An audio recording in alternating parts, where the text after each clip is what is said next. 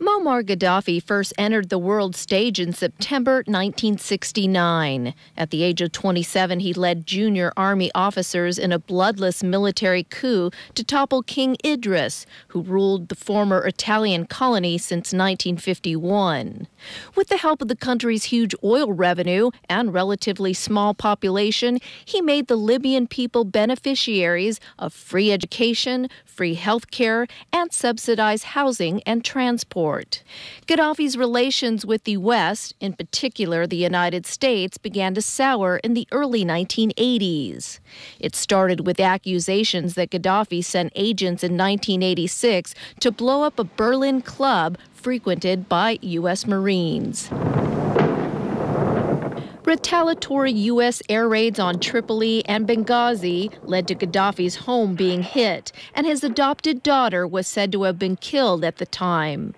Then, Western intelligence agencies blamed Gaddafi for the 1988 bombing of Pan Am Flight 103 that blew up over Lockerbie, Scotland, killing 270 people. United Nations Security Council sanctions imposed in 1992 may have crippled Libya's economy, but it did nothing to dampen Gaddafi's anti-capitalist, anti-Western rhetoric. He also shocked the world in 2003 when he announced Tripoli would abandon its weapons of mass destruction programs. The announcement drew swift praise from London and Washington. Not only did British Prime Minister Tony Blair visit Gaddafi, but the U.S. ended its broad trade embargo and removed Libya from a list of state sponsors of terrorism and resumed full diplomatic relations.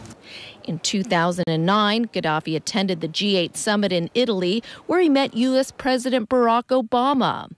Securing an end to Libya's reputation for being an international outcast did not last long.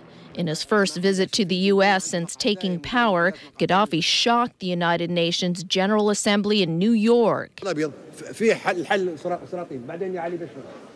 In his speech, he accused the UN Security Council of betraying the principles of the UN Charter, saying the Security Council should be called the Terror Council.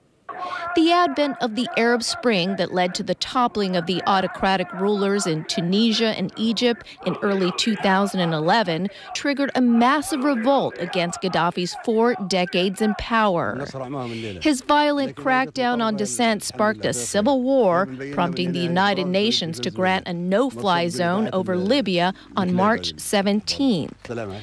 2 days later, it was Gaddafi's turn to face a violent crackdown. A 5-country coalition that included the United States, France, Britain, Canada, and Italy launched airstrikes on Libya. In spite of the revolt, Gaddafi remained defiant. In a broadcast audio recording in May, he taunted NATO, saying its bombers could not find or kill him.